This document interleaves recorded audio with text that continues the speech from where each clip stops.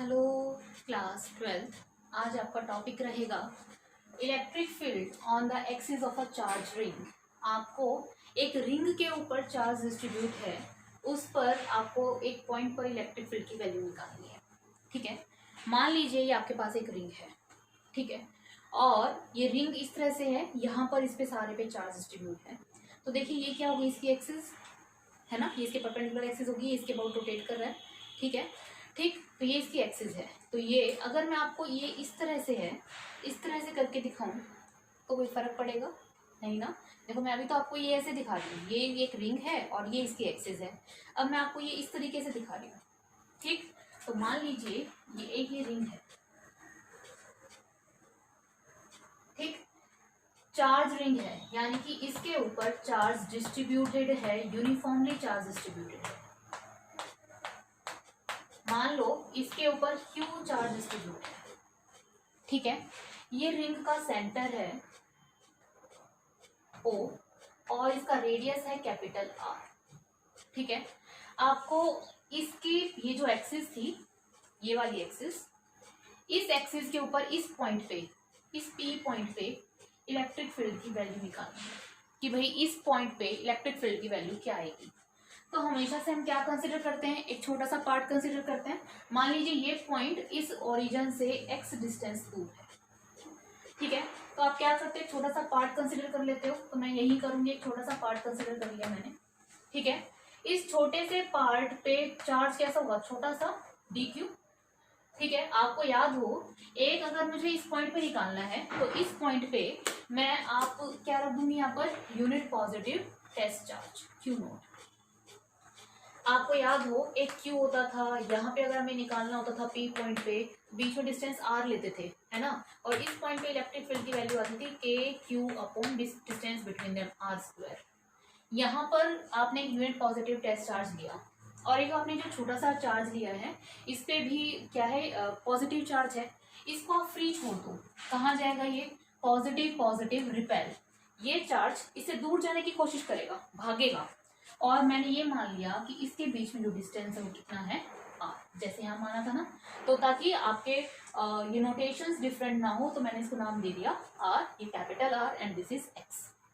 ठीक, तो यहाँ पर ये किस साइड जाने की कोशिश करेगा, इस साइड, फ्री छोड़ दो, इलेक्ट्रिक फील्ड की डायरेक्शन आएगी इस साइड। ठीक है, मान लीजिए ये एंगल थीटा है। अब इलेक्ट्रिक फील्ड कैसी क्वांटिटी है, वेक्टर, दो कंपोनेंट टूटेंगे, E cos theta and E sine theta. देखो ये थीटा, तो ये भी क्या होगा थीटा, तो इसका इधर कितना कंपोनेंट आ जाएगा, ई कॉस थीटा, और परपेंडिकुलर डायरेक्शन में कितना आ जाएगा, ई साइन थीटा। ओके, मैंने ये पार्ट यहाँ कंसिडर किया। अगर मान लीजिए मैं एक पार्ट यहाँ कंसिडर करती तो इस पे भी चार्ज क्या होता, dq। इसी पॉइंट पे निकालना है, इसको फ्री छोड़ोगे तो इसकी वजह से पॉजिटिव पॉजिटिव रिपेल, ये एक चार्ज है पॉजिटिव, एक चार्ज है, तो ये तो इसके पास तो आएगा नहीं, करेगा इससे दूर, ये जाएगा इससे दूर, ये इलेक्ट्रिक फील्ड लगेगा। अगर ये थीटा है तो आप ये देखिए, तो यहाँ भी क्या होगा थीटा, इसका कंपोनेंट क्या आएगा, ई कॉस थीटा, और इधर क्या आएगा, ई साइन थीटा, है ना। ये मान लीजिए ये डिस्टेंस कितना है आपका, r। ठीक है, ये दोनों का डिस्टेंस क्या है, r। तो ये एंगल भी कितना होगा आपका थीटा, तो ये थीटा तो ये भी थीटा, तो यहाँ ई कॉस थीटा और ई साइन थीटा।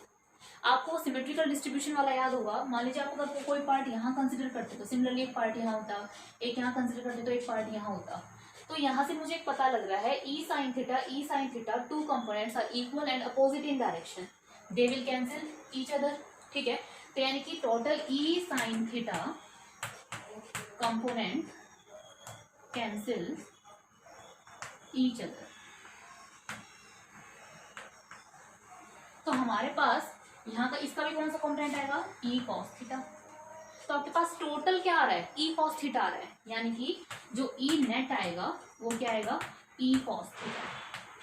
ई कॉस थीटा इंटीग्रेट कर दो, है ना, ई कॉस थीटा टोटल करोगे तो इंटीग्रेट कर दो आप इसको। ठीक है, इसको नोट कीजिए आप। ओके स्टूडेंट्स, देखिए अगर ये छोटा सा पार्ट है तो इसकी वजह से इलेक्ट्रिक फील्ड भी कैसे आएगा, छोटा D E cos theta, D E cos theta, D E cos theta, D E sine theta, D E sine theta. तो क्या आ गया आपके पास, E net D E cos theta आ गया। मैंने छोटा सा पार्ट लिया तो इस पार्ट में इलेक्ट्रिक फील्ड भी कैसे आएगा, छोटा डी ई। ठीक है। तो component D cos theta D E sine theta, sine theta. इसी तरह D E cos theta D E sine theta, D sine theta cancel हो जाएंगे, बचेगा डी ई कॉस थीटा। अच्छा, इस डी की वैल्यू निकाल लेते हैं। डी की वैल्यू देखो, एक ये है, ये और इनके बीच में डिस्टेंस आर, क्या लिखोगे K D Q upon R square. ठीक है, इसकी वैल्यू को यहाँ पुट कर दो, E net is equals to K D Q upon R square cos theta का इंटीग्रेशन। इंटीग्रेशन से बाहर कांस्टेंट क्वांटिटी को बाहर निकाल लो, इसमें के कांस्टेंट है बाहर निकाल दिया, आर कांस्टेंट है बाहर निकाल दिया, है ना। आर कांस्टेंट है ना, इसके आर तो चेंज नहीं हो रहा, देखो आर तो सेम है। ठीक, कॉस थीटा कांस्टेंट है, थीटा की वैल्यू चेंज नहीं हो रही है, थीटा को भी बाहर निकाल लो, D Q integration D Q बचा। सोच के देखो, छोटे से पार्ट का इंटीग्रेशन डी क्यू है, इधर भी डी क्यू है, ऐसे ऐसे छोटे छोटे टुकड़े लेते चले जाओगे। जब आप सबको जोड़ोगे, इंटीग्रेशन का मतलब क्या होता है, जोड़ना, तो टोटल चार्ज कितना बन जाएगा आपका डी क्यू का इंटीग्रेशन क्यू, तो क्या आ जाएगा K cos theta into D Q का integration Q upon R square. Clear है यहाँ तक? देखिए इसको, वीडियो को पॉज करके आप साथ साथ नोट करते रहिएगा। ठीक है, आगे देखें, आपके पास आया ई जो आया वो आया आपके पास K cos theta Q upon R square. यहाँ से कॉस थीटा की वैल्यू निकाल सकते हो। कॉस क्या आएगा, कॉस थीटा आएगा base upon hypotenuse, base upon hypotenuse. ठीक है, तो कॉस थीटा की वैल्यू आ गई आपके पास बेस अपॉन हाइपोटेन्यूज। बेस है आपके पास एक्स और हाइपोटेन्यूज है आर, ये आर है। अच्छा, ये क्या है, 90 डिग्री का एंगल, तो आर की वैल्यू क्या हो सकती है, X square plus R square का अंडर द रूट हो सकती है। तो क्या बन जाएगा, X upon X square plus R square का अंडर द रूट। ये वैल्यू को मैं यहाँ सब्स्टिट्यूट कर देती हूँ, क्या आ जाएगा K Q upon R square, और कॉस थीटा की वैल्यू डाल दो X upon X square plus R square. ठीक है, आर का स्क्वायर है, आर की वैल्यू यही है आपके पास, तो ये करोगे तो क्या आ जाएगा के क्यू अपॉन आर का स्क्वायर, स्क्वायर करोगे अंडर रूट से स्क्वायर कैंसिल, क्या आ जाएगा X square plus R square into X upon X square plus R square का अंडर द रूट। इधर देखिए पावर कितनी है 1/2, ये कितना है 1, तो 1 प्लस 1/2 3/2, क्या आ गया K Q X upon X square plus R square की पावर 3/2। ये आया आपके पास नेट इलेक्ट्रिक फील्ड। ठीक है, और इलेक्ट्रिक फील्ड कैसी क्वांटिटी है, वेक्टर। मैग्नीट्यूड तो इसका ये आ गया, कोई पूछे नेट डायरेक्शन क्या होगा, इन दिस डायरेक्शन, क्योंकि साइन कंपोनेंट तो कैंसिल हो गया, कौन सा बचा, ओनली कॉस कंपोनेंट आपके पास बचा, तो नेट डायरेक्शन ये आएगी और उसका मैग्नीट्यूड ये आएगा। तो मतलब जब भी एक चार्ज, एक रिंग पे चार्ज डिस्ट्रीब्यूटेड होता है और आपको उसकी एक्सिस पे कोई पी पॉइंट पे आपको अगर इलेक्ट्रिक फील्ड निकालना है तो वो इतना आता है। ठीक है स्टूडेंट्स, वीडियो को पॉज करके इसको नोट कीजिए। अब देखिए बेटा, हम इसके स्पेशल केसेस कर लेते हैं कुछ। ठीक है,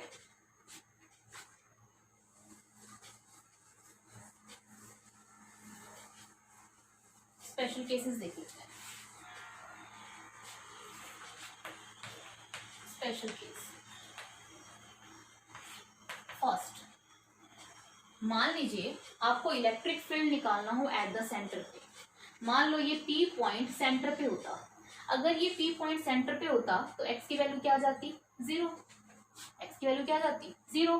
तो इस एक्सप्रेशन में तो आप लिखो at the centre, at the centre पे निकालते तो एक्स की वैल्यू क्या होती, 0। इस एक्सप्रेशन में एक्स को 0 पुट कर दो तो ई कितना आ जाता, 0। यानी कि अगर आपको किसी रिंग के सेंटर पे इलेक्ट्रिक फील्ड की वैल्यू निकालनी होगी तो उसकी वैल्यू कितनी आएगी, 0।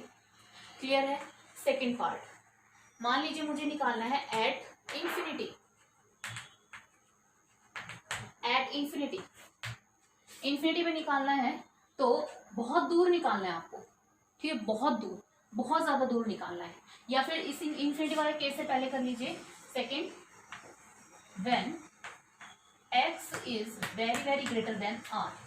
मान लो ये जो पी डिस्टेंस, ये जो पी पॉइंट है ये बहुत दूर हो, बहुत दूर, इतना दूर कि ये रेडियस इसके आगे बहुत छोटा हो जाए, तो आप इस एक्सप्रेशन में से रेडियस को क्या कर दो, नेग्लेक्ट। तो ई की वैल्यू क्या आ जाएगी, के क्यू एक्स अपॉन, इसको नेग्लेक्ट कर दोगे, एक्स स्क्वायर की पावर 3/2 है ना, 2 से 2 कैंसिल, कितना आ गया एक्स क्यूब, एक्स क्यू, इससे ये कैंसिल, कितना आ गया, E इज इक्वल्स टू के Q upon X square. Clear है? ठीक है, ये इसके दो स्पेशल केस हो गए। ठीक है भाई, एक तो हो गया एट द सेंटर पे। तो एक बात, ये एक्सप्रेशन बहुत इंपॉर्टेंट है कि भाई किसी भी रिंग पे यूनिफॉर्मली चार्ज डिस्ट्रीब्यूटेड होता है तो उसके सेंटर पे इलेक्ट्रिक फील्ड कितना आता है, 0 आता है। ठीक है, इसका मतलब E is inversely proportional to 1/x²। इस एक्सप्रेशन से तो ये दिख रहा है कि तो कांस्टेंट है 1/4πε0 क्यू, इस पे कांस्टेंट है, यानी कि किसके साथ डिस्टेंस वेरी कर रहा है, एक्स के साथ। मतलब जैसे जैसे एक्स बढ़ता जाएगा इलेक्ट्रिक फील्ड की वैल्यू घटती जाएगी, डिक्रीज होती जाएगी। ठीक है, third case, when at infinity पे निकाल लीजिए, एट इंफिनिटी। इंफिनिटी का मतलब एक्स हमारा बहुत दूर हो, एक्स इंफिनिटी हो। ठीक है, तो इसमें पुट कर दो, क्योंकि एक्स बहुत ज्यादा दूर है, यानी कि आगे कंपैरेटिवली बहुत ज्यादा है। तो जब एक्स को इन्फिनिटी पुट करोगे आप, तो E इज इक्वल्स टू के क्यू अपॉन एक्स को इन्फिनिटी पुट करोगे, 1 upon infinity is 0, electric field is 0। यानी कि क्या समझ में आया आपको, at the centre electric field 0, electric field x के साथ कैसा वेरी करेगा, 1/x², इनवर्सली प्रोपोर्शनल, जैसे जैसे एक्स बढ़ता जाएगा इलेक्ट्रिक फील्ड की वैल्यू बढ़ती जाएगी, और इन्फिनिटी पे वैल्यू क्या आएगी आपकी इलेक्ट्रिक फील्ड की, 0 आएगी। ठीक है, तो हमने क्या किया इस टॉपिक में हमने किया एक रिंग ली, रिंग का टोटल चार्ज q, उसका रेडियस r, जिस पॉइंट पे निकालना वो distance x, then distance r, component तोड़े D cos theta D sin theta, component cancel हो जाएंगे, नेट निकले डी cos थीटा। ठीक है, उसके बाद स्पेशल केस। ओके स्टूडेंट्स, अब एक और डेरिवेशन करते हैं या फिर समझो एक क्वेश्चन और करते हैं, और फिर ये आज का हमारा टॉपिक कंप्लीट हो जाएगा। आप तब तक वीडियो को पॉज करके इसको नोट कीजिए। ओके स्टूडेंट्स, यहाँ देखिए, आपके पास मान लीजिए अब एक रोड है जिस पूरे की लेंथ कितनी है, इस पे पूरे पे चार्ज डिस्ट्रीब्यूट है Q चार्ज।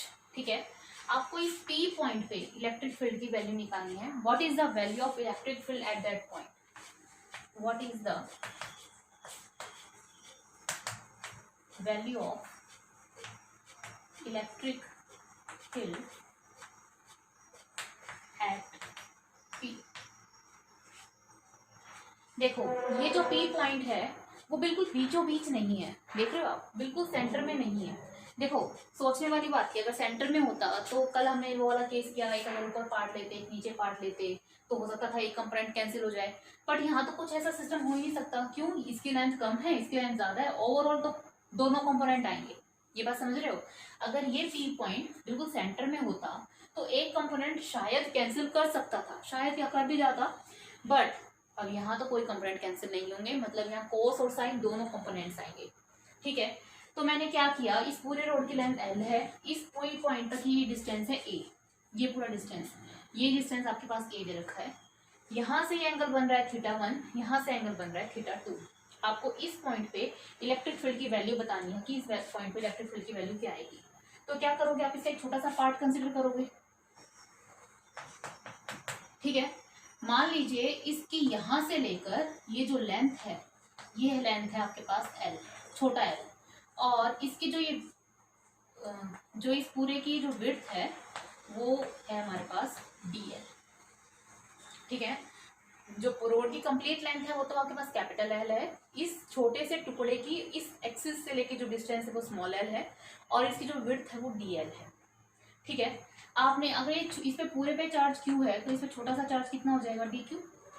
आपको इस पॉइंट पे निकालना है तो क्या रख दो यहाँ पर, यूनिट पॉजिटिव टेस्ट चार्ज, इसको फ्री छोड़ दो। ठीक है, अब देखो, ये मान लीजिए यहाँ एंगल सबस्टेंड करता है, यहाँ पर इसी वजह से जो एंगल है वो है फाई, ये θ1 है, ये θ2 है, ये फाई, और इसका दूसरा पार्ट ये, इन दोनों के बीच में जो ये स्मॉल एंगल है इसको नाम दे दिया मैंने D फाई। ध्यान से देखना, ये कंप्लीट L, ये डिस्टेंस A, ये एंगल θ1 θ2, इसकी यहाँ तक विड्थ लेंथ L, इसकी विड्थ DL, चार्ज DQ, दोनों के बीच में एंगल DQ, और ये एंगल फाई। यहाँ तक क्लियर?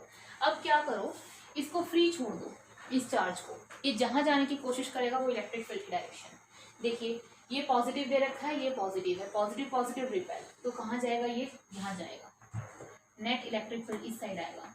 अब इसके दो कंपोनेंट टूटेंगे, है ना, दो कंपोनेंट टूटेंगे अब ये। अच्छा, छोटे से पार्ट की वजह से इलेक्ट्रिक फील्ड कैसा आएगा, छोटा सा DE। ठीक है, यहाँ देखिए, अगर ये एंगल डी फाई है, ये वाला एंगल डी फाई है, तो आप यहाँ ये वाला एंगल आपका फाई है, तो ये वाला पूरा एंगल आपका क्या बनेगा, फाई। ये तो डी फाई क्या है, छोटे से टुकड़े के बीच का एंगल, अगर ये फाई है तो ये भी क्या होगा, फाई। तो जहां फाई होता है वहां कौन सा कंपोनेंट आता है, कोस, डी ई कॉस फाई, और इधर कौन सा आ जाएगा, डी ई साइन फाई। ठीक है, अगर मैं कहूँ मैंने अब इसका एक छोटा सा टुकड़ा यहाँ ले लिया, टुकड़ा लेने के बाद कैंसिल नहीं होगा, क्यों, क्योंकि इसकी लेंथ कम है। मैंने बताया ये अनसिमेट्रिकल हो गया है, अगर ये सेंटर में होता तो साइन कंपोनेंट कैंसिल हो जाता, पर अब साइन कंपोनेंट कैंसिल नहीं होगा। तो आपके पास दो आ गए electric field along X axis जो आया वो आपका आया डी ई कॉस फाई, और इलेक्ट्रिक फील्ड अलोंग जो वाई एक्सिस आया वो आपके आया डी ई साइन फाई। अगर आपको टोटल की वैल्यू निकालनी है तो इसको क्या कर दो, इंटीग्रेट कर दो। ठीक है, डी ई कॉस फाई और D E sine phi. Main काम है हमारा डी ई निकालना। डी ई कैसे निकल सकता है, डी का फॉर्मूला आपको पता है K Q upon R square. Q कौन सा है यहाँ पर, डी क्यू, तो K D Q upon R square. देखो इन दोनों के बीच का डिस्टेंस निकालना है आपको। ठीक है, तो आप इसको मान लीजिए आर, ये distance R, K D Q upon R square. ठीक है, ये आपकी वैल्यू आ गई डी ई की। ठीक है, डी क्यू को आप क्या लिख सकते हो, डी क्यू को क्या लिख सकते हो, ये कंप्लीट लीनियर डिस्ट्रीब्यूशन है, कल करवाया था आपको। लैम्डा क्या होता है, lambda is equals to D Q, क्या होता है, क्यू अपॉन एल। अगर मैं पूरी रॉड के लिए लिखती तो क्या लिखती, पूरी पे चार्ज क्यू, पूरे की लेंथ एल, पर सिमेट्रिकल डिस्ट्रीब्यूशन है तो छोटे से टुकड़े पे चार्ज कितना है, डी क्यू, और छोटे से टुकड़े की लेंथ कितनी है, डी एल। तो इस डी क्यू की वैल्यू कितनी आएगी, लैम्डा इंटू डी एल। तो क्या मैं इस डी क्यू को लिख दूँ लैम्डा इंटू डी एल, तो डी ई की वैल्यू आ गई K lambda into D L upon R square. ठीक है, ओके। अब क्या करना है मुझे, ये देखो आर जो है, ये आर चेंज होगा हर जगह। अगर आप ये पॉइंट यहाँ लोगे तो इस आर की वजह से देखो चेंज हो रही है, तो मुझे इस आर को चेंज करना है। कैसे चेंज करूँ मैं, है ना, ये चेंज करना है मुझे। तो ट्राइंगल ले लेते हैं, ये एंगल फाई, ये लेंथ आपकी एल, ये आपका ए, और ये आपका आर। यहां से कॉस फाई की वैल्यू निकाल दीजिए। कॉस क्या होगा, बेस अपॉन हाइपोटेन्यूज। बेस कितना है इसका ए, हाइपोटेन्यूज कितनी है आर। तो यहां से आर की वैल्यू आ जाएगी आपके पास, R is equals to A upon cos phi. क्या मैं इस आर की वैल्यू को यहाँ सब्स्टिट्यूट कर दूं, ठीक है, तो आपके पास क्या आ जाएगा, D E is equals to K lambda D L. R की वैल्यू को मैं डाल दूं, ए का स्क्वायर है तो A square cos square phi. इतना समझ में आया, पूरे की लेंथ एल थी, छोटे से टुकड़े की लेंथ एल थी। मैंने इस आर को बदल दिया, यहाँ से आर की वैल्यू निकाल ली ए अपॉन कॉस फाई, और मैंने आर का स्क्वायर था तो A square cos square phi. Okay students, video को पॉज करके यहाँ तक नोट कीजिए, पहले अच्छे से इसको लिखिएगा। ओके स्टूडेंट्स, अब हमने यहाँ तक किया, डी की वैल्यू आ गई K lambda D L A square cos square phi. यहाँ देखो के कांस्टेंट है, लैम्डा कांस्टेंट है, ए कांस्टेंट है, फाई कांस्टेंट है, पर यहाँ पर एल जो है वो हमारा वेरी कर रहा है ना। अगर ये पार्ट हम यहाँ कंसिडर करेंगे तो एल की वैल्यू कुछ और हो जाएगी। ठीक है, तो मैं ऐसा कुछ करती हूँ कि इस एल को चेंज कर लेती हूँ। देखो फिर से मैं यही ट्राइंगल चूज करूँगी, ये वाला। ठीक है, इस पूरे ट्राइंगल में जब आप लोगे, ये देखो ये क्या है आपका एल, ये आपका लेंथ ए, ये एंगल फाई, और ये आर। यहाँ से टेंजेंट फाई निकालिए। टेंजेंट क्या होता है, परपेंडिकुलर अपॉन बेस। परपेंडिकुलर कितना है एल, बेस कितना है ए। एल की वैल्यू कितनी आ गई, ए टेंजेंट फाई। दोनों साइड डिफ्रेंशिएशन कर दीजिए, डी एल चाहिए, इसका डिफ्रेंशिएशन कर दीजिए D L upon D phi. क्या आ जाएगा, ए टेंजेंट फाई का आ जाएगा सीकेंड स्क्वायर फाई। हमें डी एल की वैल्यू चाहिए थी, क्या आ जाएगी, A secant square phi D phi. ठीक है, इस डी एल की वैल्यू को उठा के यहाँ सब्स्टिट्यूट कर दो। ठीक है, तो डी ई की वैल्यू बन जाएगी, D E is equals to K lambda upon A square. D L की वैल्यू डाल दी हूँ, A secant square phi D phi और कॉस स्क्वायर फाई। यहाँ से देखिए कॉस और सीकेंड एक दूसरे के रेसिप्रोकल होते हैं, दे विल कैंसिल ईच अदर। ठीक है, वी लेफ्ट विथ एक ए से एक ए गया, तो डी ई की वैल्यू आ गई K lambda upon A into D phi. देखो कितना छोटा हो गया डी ई, के लैम्डा ए से ए कट गया, बचा नीचे ए और डी फाइव, ठीक है। यहाँ से देखो डी ई की वैल्यू निकल गया, बस हमें एक्सप्रेशन में पुट करना है, ठीक है। यहाँ तक समझ में आया? वीडियो को पॉज करके इसको अच्छे से नोट कर लीजिएगा। फिर देखो अब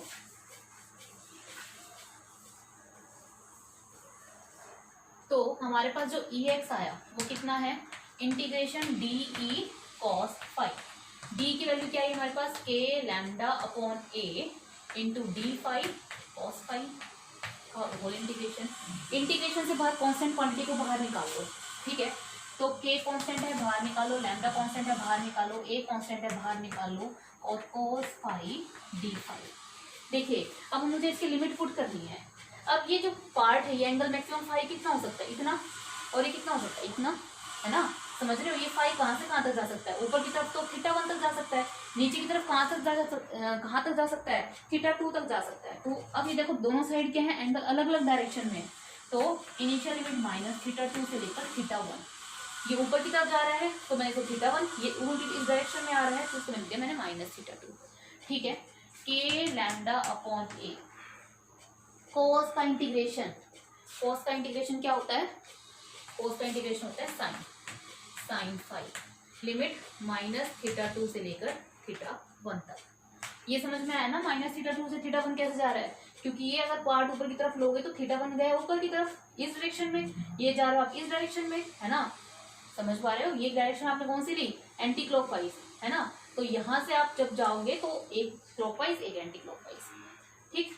तो के लैम्डा अपॉन ए, फाइव में आपने ऑपरेशन किया है तो फाइव में लिमिट पुट की जाएंगी, तो साइन फाइव की जगह पुट कर दो five theta one minus initial limit, final limit minus initial limit क्या है, साइन फाइव की जगह माइनस थीटा टू, ठीक है। Sine of minus theta minus sine theta, minus एक ब्रैकेट के बाहर है, क्या आ जाएगा, K lambda upon A sine theta one plus sine theta two. ये आपकी किसकी वैल्यू आ गई, ई एक्स की वैल्यू आ गई। समझ में आया, ई एक्स कैसे निकाला, क्लियर है यहाँ तक। अब हमें निकालना है ई वाई की और वैल्यू निकाल लेते हैं, ठीक है। इसको नोट करिए, देखो ई वाई की वैल्यू निकालनी है अब हमें। ई वाई है आपके पास integration D E sine five, तो डी ई की वैल्यू मैंने ऑलरेडी निकाल रखी है, K lambda upon A into D five और साइन फाइव का इंटीग्रेशन, के को कांस्टेंट निकालो, लैम्डा को बाहर निकालो, ए को बाहर निकाल लो, sine five D five, limit put कर दो माइनस थीटा टू से लेकर थीटा वन, सब सेम है, इंटीग्रेशन अलग किया है। K lambda upon A, sine का इंटीग्रेशन होता है माइनस, माइनस कोस फाइव और माइनस थीटा टू से लेकर थीटा वन तक, के लैम्डा अपॉन ए, अब माइनस है इस माइनस को बाहर निकाल लो, ठीक है। कोस फाइव इंटीग्रेशन है तो लिमिट फाइव में पुट की जाएगी, cos theta one minus cos of minus theta two, ठीक है। तो इस माइनस, अच्छा कॉस ऑफ माइनस थीटा क्या होता है, कॉस थीटा, तो minus K lambda upon A cos theta one minus cos theta two. अब मैं इस माइनस साइन को अंदर ले जाऊं तो क्या आ जाएगा, E Y is equals to K lambda by A minus minus minus plus cos theta two minus cos theta one. This is your net electric field along Y axis, और वो निकाला था हमने net electric field along X axis, K lambda upon A sine theta one plus sine theta two. तो यहाँ पर आपके दोनों कंपोनेंट बचेंगे, एक्स कंपोनेंट भी बचेगा और वाई कंपोनेंट भी बचेगा। तो आपको समझ में आया, मैंने क्या किया, पूरे रोड की लेंथ एल ली, छोटे से टुकड़े की लेंथ एल, इसके बीच में angle five, D five, theta one theta two, ये आर ये ए, दोनों कंपोनेंट्स रहेंगे कोस भी और साइन। ओके स्टूडेंट्स, तो इसके साथ हमारा ये topic electric field due to uniform distribution complete होता है। अब हम नेक्स्ट वीडियो में आएंगे charge particle moving in a uniform electric field, कैसे मूव करता है, उसका पाथ कैसा हो जाता है। ठीक है स्टूडेंट्स, ओके, थैंक यू।